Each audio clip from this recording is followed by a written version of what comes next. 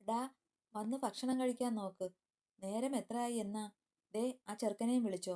എല്ലാവരും പോയി കഴിഞ്ഞതും മഹിയുടെ വീട്ടിൽ വേലുവും മഹിയും മാധവിയമ്മയും ലച്ചുവും മാത്രമായി.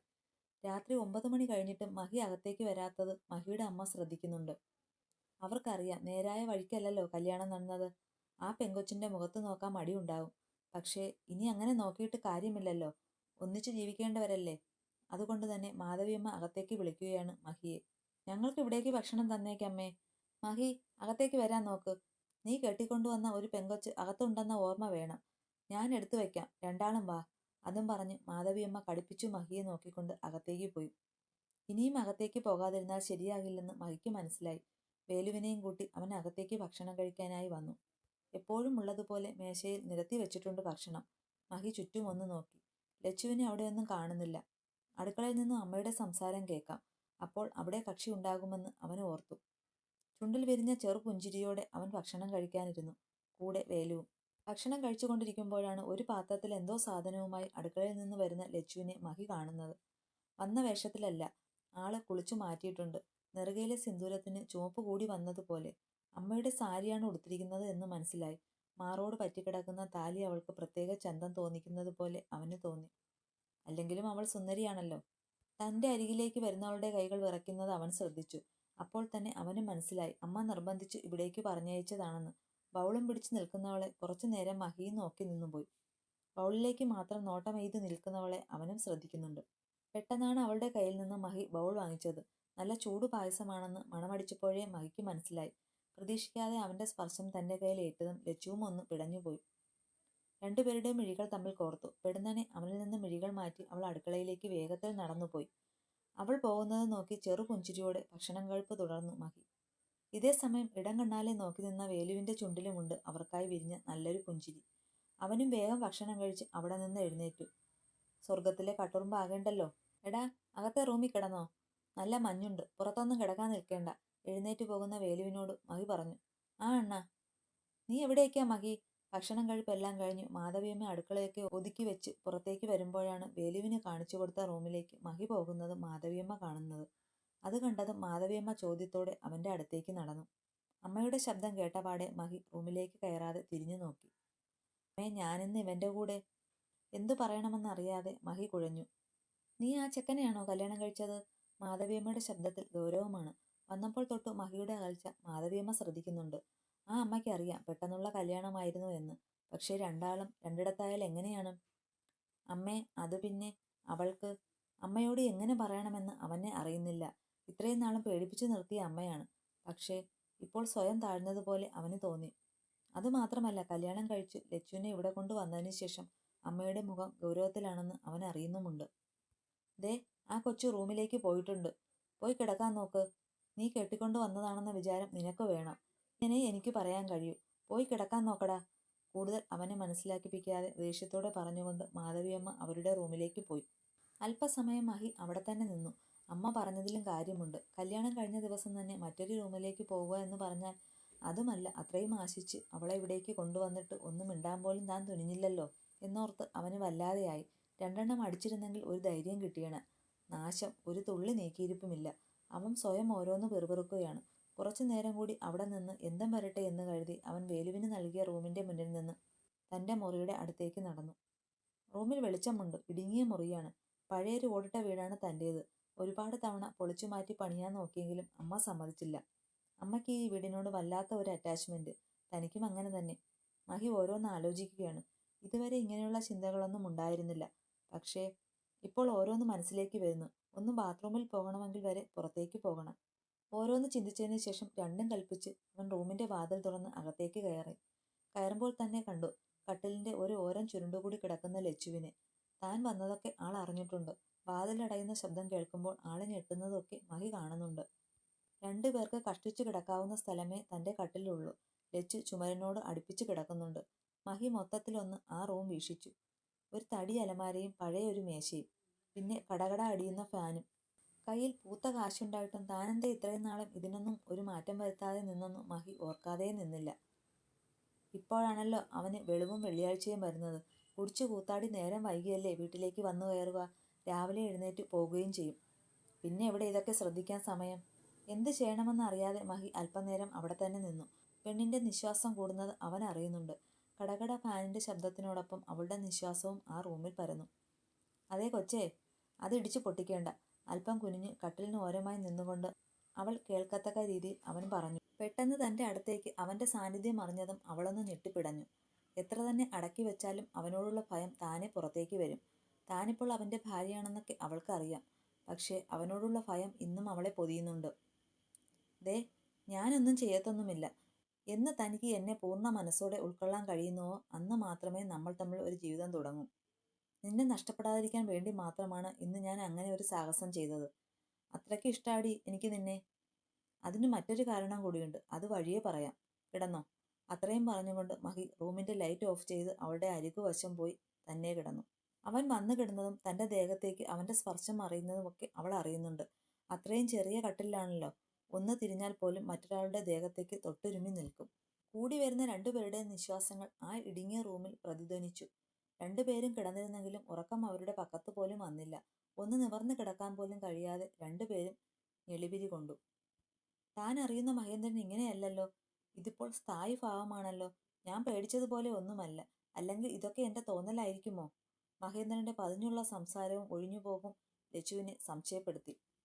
ലച്ചു കാണുമ്പോഴുള്ള മഹി ഇങ്ങനെയല്ല. ക്രൗര്യത്തോടെയുള്ള വാക്കുകളും തറപ്പിച്ചുള്ള ആ പൂച്ചക്കണ്ണിലെ നോട്ടവും എന്നും മദ്യലഹരിയിൽ ആടിക്കുഴഞ്ഞുള്ള നടപ്പും ചെറു കാര്യത്തിനു പോലും മറ്റുള്ളവരോട് വഴക്കിടുന്നതും ഒക്കെയാണ് ലച്ചുവിന്റെ മനസ്സിലും കണ്ണുകളിലും മഹിയെക്കുറിച്ച് ആലോചിക്കുമ്പോൾ ചെന്നു പതിയുന്നത്. പക്ഷേ തന്റെ മുന്നിലുള്ള ഈ മഹി ലച്ചുവിന് പരിചിതമല്ല. ഓരോന്നാലോചിച്ചും വീട്ടിലെ കാര്യങ്ങൾ ചിന്തിച്ചും അവൾ പതിയെ നിദ്രയെ പുൽകി. 2 ദിവസത്തെ ഉറക്കമില്ലായ്മ അവളെ നന്നേ അവശയാക്കിയിരുന്നു. മഹിയുടെ ചിന്തകളിലും ലച്ചു തന്നെയാണ്. കുറച്ചു നിമിഷങ്ങളുടെ വ്യത്യാസത്തിൽ താൻ സ്വന്തമാക്കിയവൾ. തുറന്നു സംസാരിക്കണം. എന്നെങ്കിലും തന്റെ സ്വന്തമായാൽ എല്ലാം അവളോട് പറയണം എന്ന് കരുതി തന്നെയാണ് ഇത്രയും നാളും പറയാതെ പുറകെ നടന്നത്. എല്ലാം അറിയുമ്പോൾ സങ്കടം തോന്നുമായിരിക്കും. ചിലപ്പോൾ എന്നോട് ദേഷ്യവും തോന്നും. കുറച്ചു മുമ്പേ പറയേണ്ടതായിരുന്നു. പക്ഷേ അവളോടും അവളുടെ അച്ഛനോടും പറയാൻ വേണ്ടി തന്നെയാണ് ഈ നാട്ടിലേക്ക് വന്നത്. എന്നാൽ ലച്ചുവിനെ കണ്ട മാത്രയിൽ തന്റെ മനസ്സ് അവളോട് അടുക്കുകയായിരുന്നു. ആ കാരണം കൊണ്ട് തന്നെയാണ് ഈ നാട്ടിൽ വീട് വാങ്ങിച്ചതും അമ്മയെയും കൂട്ടി ഇങ്ങോട്ടേക്ക് വന്നതും. അവന്റെ ചിന്തകളിലേക്ക് പഴയ പല കാര്യങ്ങളും കടന്നു വന്നു. ഒപ്പം ആ സ്ത്രീയെയും. ഇത്ര നേരത്തെ ഒന്നും മോൾ എഴുന്നേക്കണ്ടാട്ടോ. നല്ല മഞ്ഞുവീഴ്ചയുണ്ട്. മുറ്റം അടിച്ചു വാഴുമ്പോഴാണ് അകത്തുനിന്ന് പുറത്തേക്ക് വരുന്ന ലച്ചുവിനെ മാധവിയമ്മ കാണുന്നത്. തൂത്തുകൊണ്ടിരിക്കുന്ന ചൂലിന്റെ അടിത്തട്ടിൽ 2 കൊട്ടു കൂട്ടി മാധവിയമ്മ അവളോട് പറയുകയാണ്. എനിക്ക് ശീലമാ അമ്മേ. പതിഞ്ഞ സ്വരത്തിൽ പറഞ്ഞുകൊണ്ട് അവൾ മുറ്റത്തേക്ക് ഇറങ്ങി മാധവിയുടെ കയ്യിൽ നിന്ന് ചൂല് വാങ്ങാൻ നോക്കി. അയ്യോ, എന്താ മോളെ കാട്ടുന്നത്? അമ്മയ്ക്ക് ചെയ്യാനുള്ളതല്ലേ ഉള്ളൂ ഇവിടെ.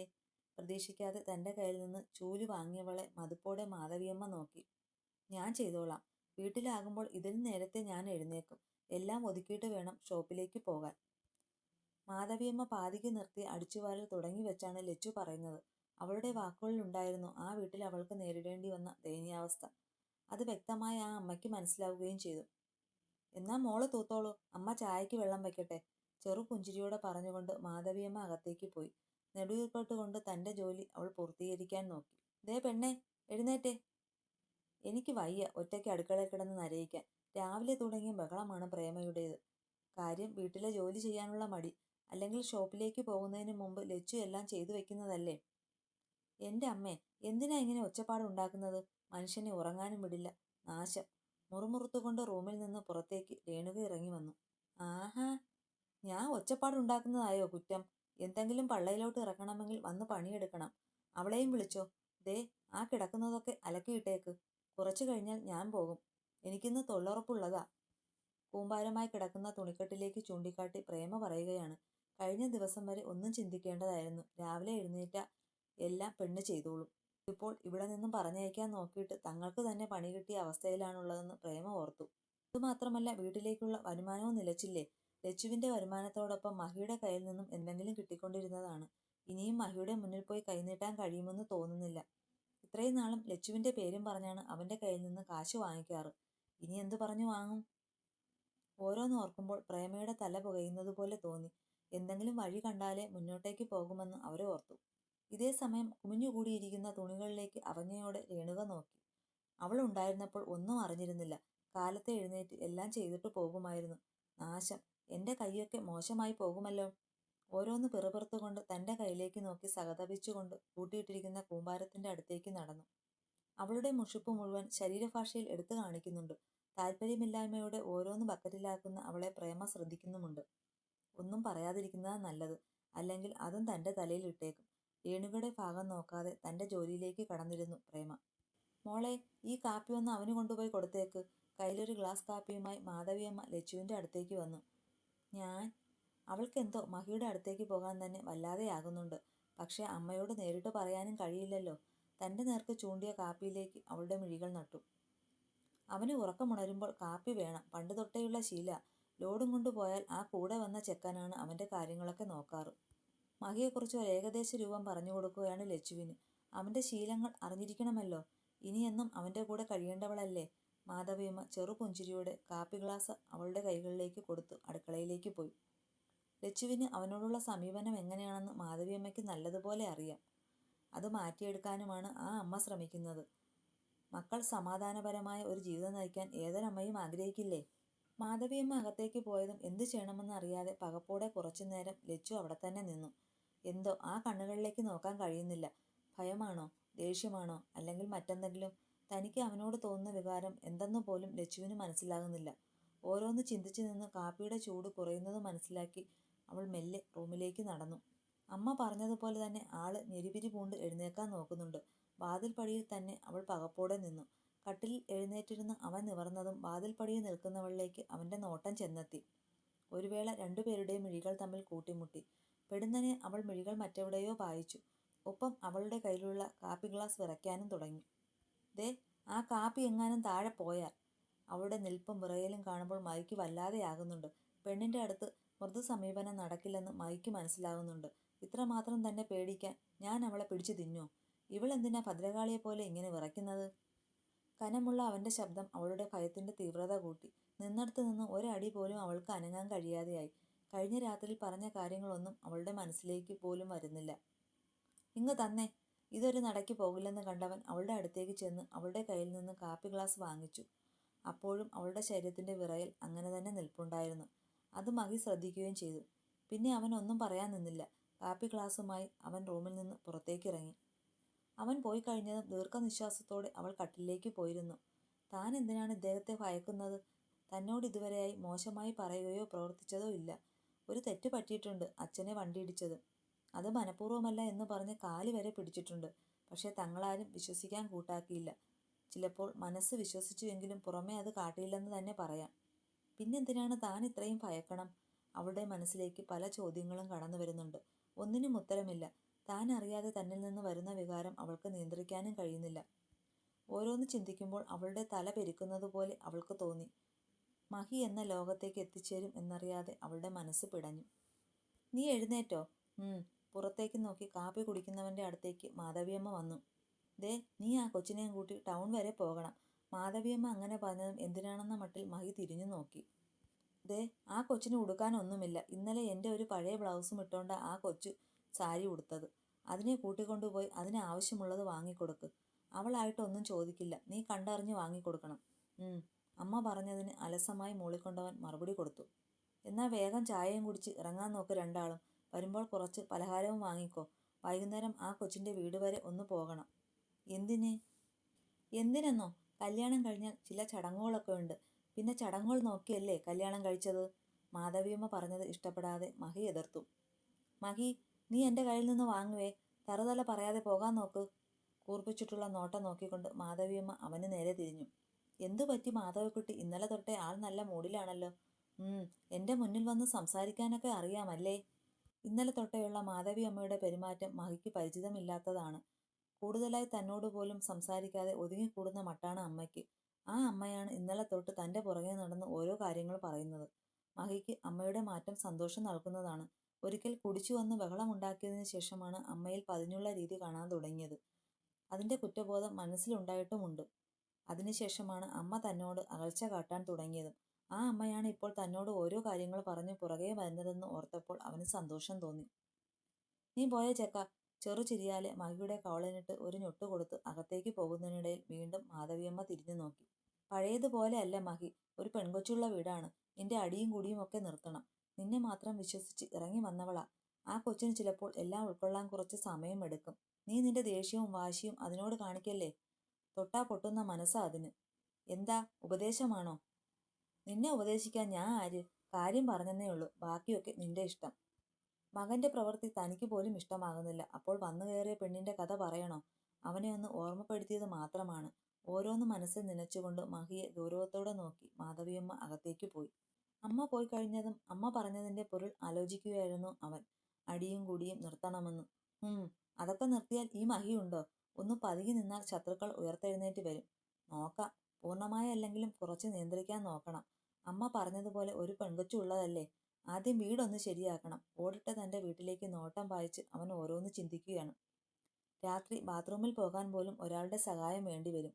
അസമയങ്ങളിൽ പെണ്ണിന് തനിച്ച് പുറത്തിറങ്ങാനും കഴിയില്ലല്ലോ. അവന്റെ മനസ്സിലേക്ക് ലച്ചുവിന്റെ സുരക്ഷ മാത്രം മുൻപന്തിയിൽ വന്നു. അവളെ ഒരു വിഷമവും തട്ടിക്കരുതെന്ന് അവന് നിർബന്ധമുണ്ട്.